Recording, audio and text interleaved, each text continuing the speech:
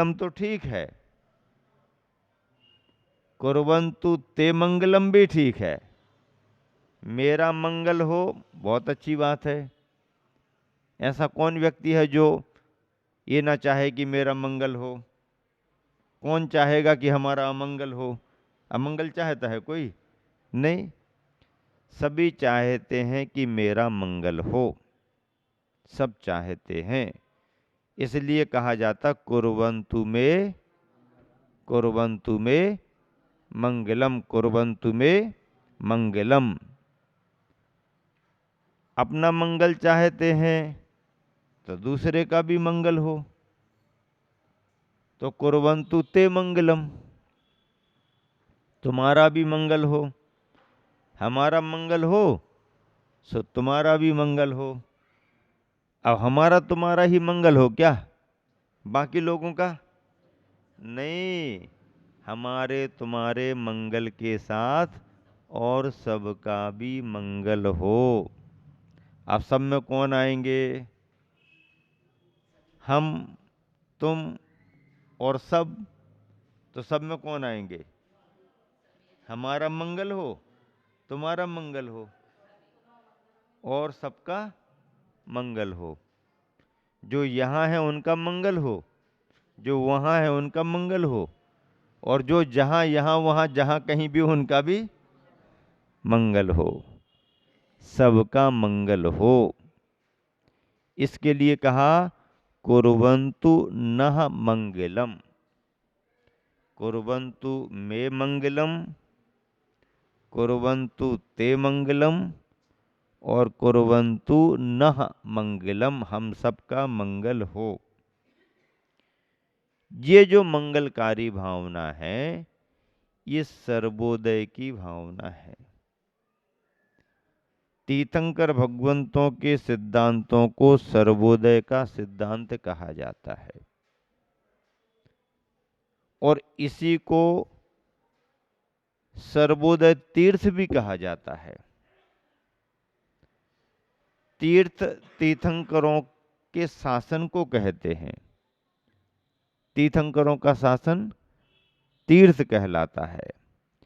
महावीर भगवान के शासन को आचार्य समंतभद्र स्वामी ने युक्त अनुशासन ग्रंथ में सर्वोदय तीर्थ कहा।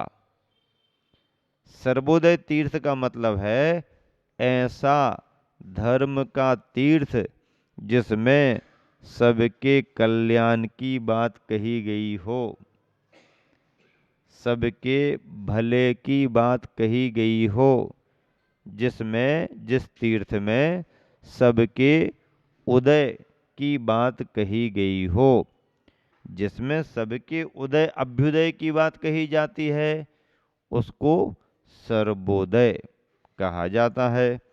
तो ऐसा सर्वोदय का तीर्थी प्राणी मात्र के प्रति समानता का अधिकार देता है। बाहरी अवस्थाओं में असमानता हो सकती है, बाहरी अवस्थाएं असमानता को लेकर के ही बनती हैं। बाहर से असमानता भले हो पर अंदर से तो जीव के अस्तित्व के रूप में सभी समान हैं, जरा सा कोई भी फर्क नहीं है। शरीर कैसा भी हो आत्मा सबकी एक सी ही है। स्थान कोई भी हो व्यक्ति के प्राणी के सुख दुख एक जैसे ही हैं। क्यों?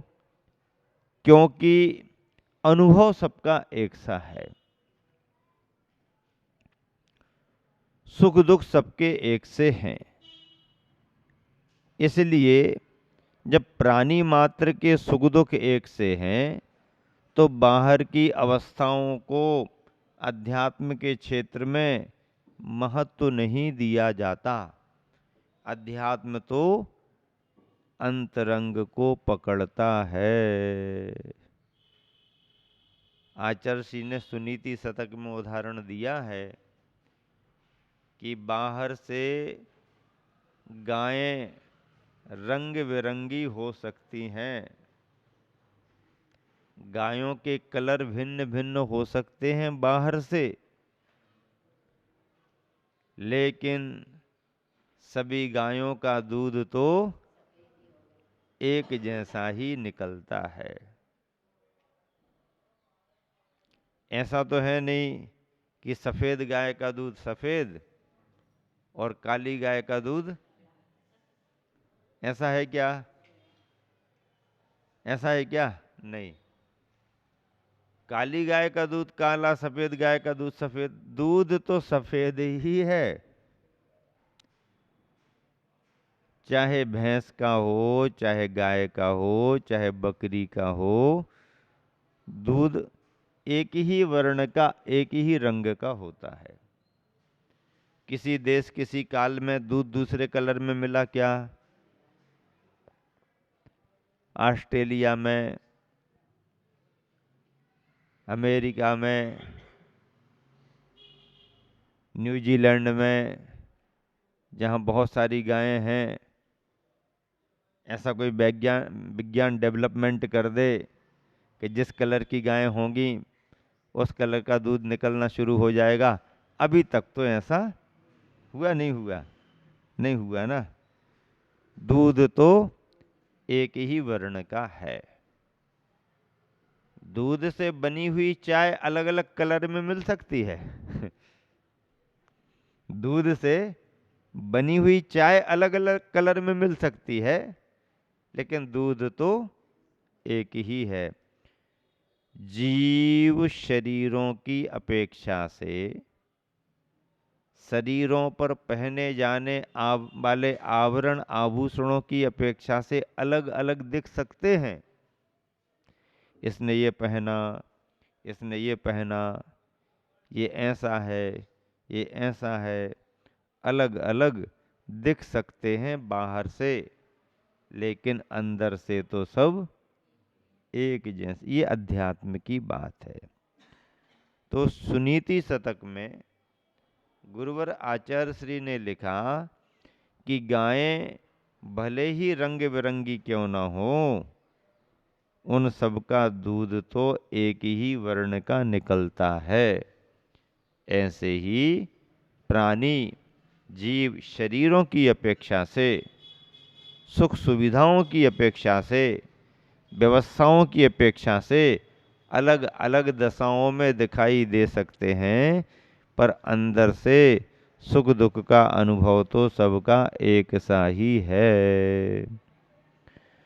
तो ऐसा सर्वोदय का सिद्धांत, जिसने ये दार्शनिकता दी है कि बाहर की परिस्थितियां भले ही भिन्न भिन्न हों, पर अंदर से जीवों का अस्तित्व एक जैसा ही है, इसी अस्तित्व को स्वीकार करते हुए बाहर से भी समता मूलक समाज की व्यवस्था बनाना, समता मूलक समाज संरचना करना, ये समाजवाद का सिद्धांत है।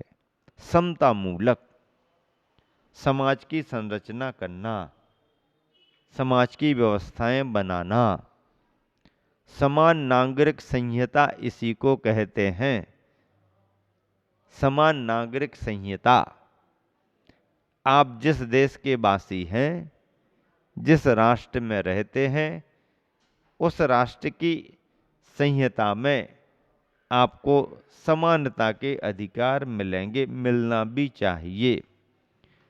धर्म के आधार पर, मान्यताओं के आधार पर या और अन्य आधारों पर सुविधाएं भले मिल जाएं, पर मूल अधिकार समान नागरिकता के ही होना चाहिए।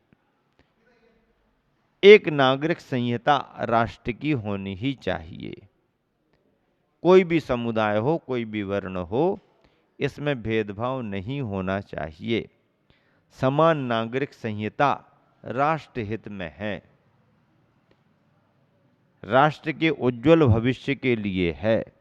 समता मूलक समाज संरचना इसी से बनेगी। अन्यथा अलग अलग समुदायों को अलग अलग तरह की व्यवस्थाएं देंगे तो विषमता पैदा होगी। आरक्षण भी इसी विषमता को जन्म देने वाला है। गुरुवर आचार्य श्री कई बार कहते हैं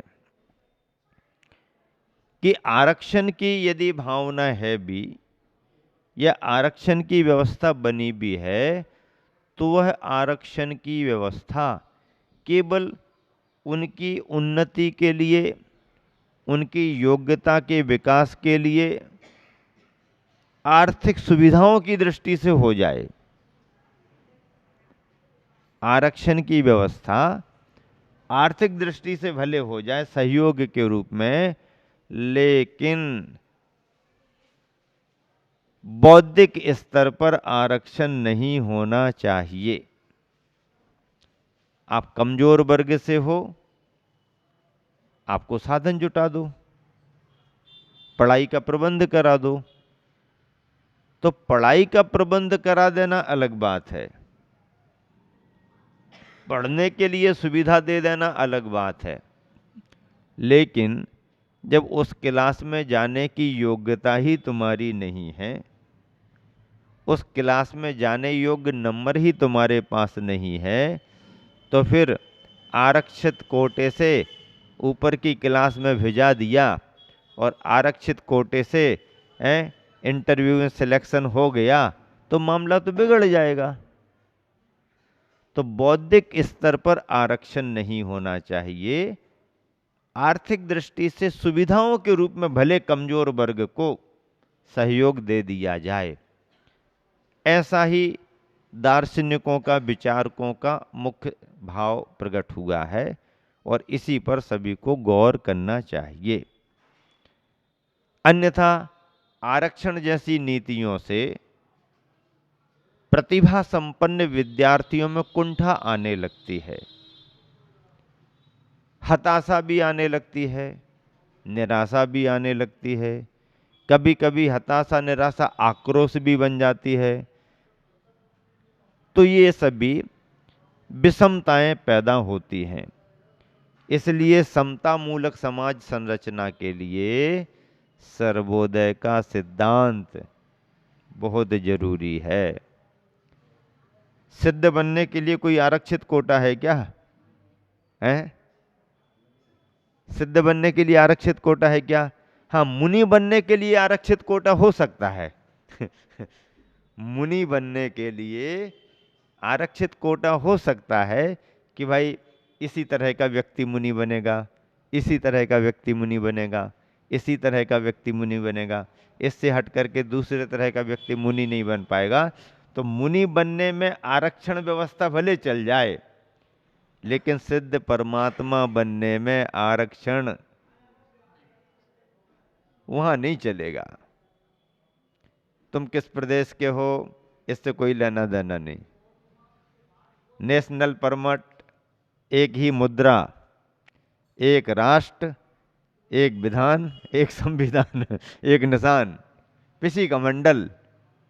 पिसी का मंडल निशान है और उस पिसी का मंडल का एक ही संविधान है। अब एक राष्ट्र हो और दो संविधान, मामला बिगड़ जाएगा। एक राष्ट्र हो और दो निशान बन जाएं, मामला बिगड़ जाएगा। एक राष्ट्र एक ध्वज, एक राष्ट्र एक संविधान। तो यहां पर भी मुक्ति के मार्ग में, निर्वाण की यात्रा में एक ही मुद्रा है।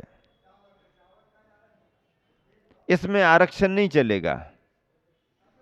इसमें बन भी जाए मान लो तो भी बनेगा तो एक ही मुद्रा, एक ही पिसी कमंडल का चिन्ह। यहां फिर भी कह दो भाई ठीक है, बीमार को नहीं बनाएंगे, बच्चे को नहीं बनाएंगे, इस जगह ऐसा ऐसा जन्म हुआ है तो नहीं बनाएंगे, नहीं होगा, वो नहीं। मूलाचार में चल जाएगा।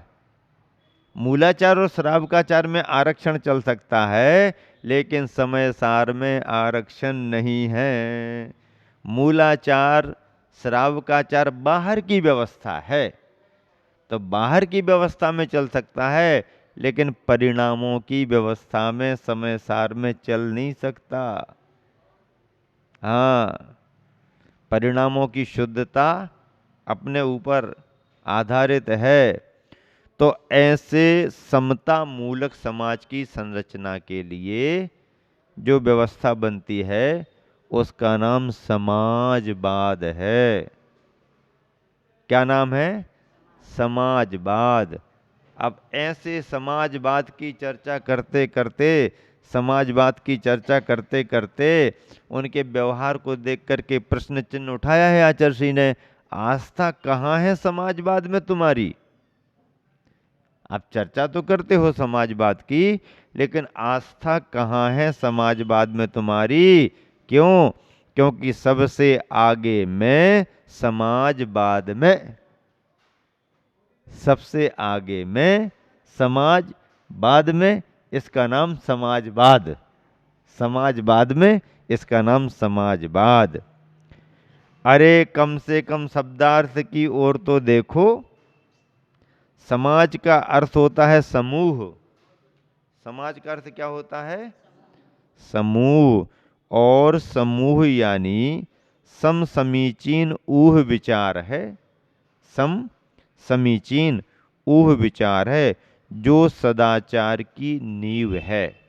सम समीचीन ऊह यानी विचार, तो जो समीचीन विचार होते हैं वो सदाचार की नींव माने गए। अच्छे विचारों के बगैर सदाचार आ नहीं सकता। तो जो सदाचार की नींव है, सम्यक विचार, समीचीन विचार, कुल मिलाकर अर्थ यह हुआ कि क्या? कुल मिलाकर अर्थ यह हुआ कि प्रचार प्रसार से दूर। किससे दूर? प्रचार प्रसार से दूर, प्रशस्त, प्रशस्त यानी शुभ, अच्छे आचार विचार वालों का, प्रचार प्रसार से दूर प्रशस्त आचार विचार वालों का जीवन ही समाजवाद है। प्रशस्त आचार विचार, आचार और विचार, आचार और विचार उसमें प्रशस्तता होना, समीचीन सम्यकपना होना, अप्रशस्तता नहीं, प्रशस्तता होना, शुभ होना, शुभ आचार, शुभ विचार, इसको प्रशस्त कहा गया है। तो यही जीवन समाजवाद है। समाजवाद समाजवाद चिल्लाने मात्र से समाजवादी नहीं बनोगे।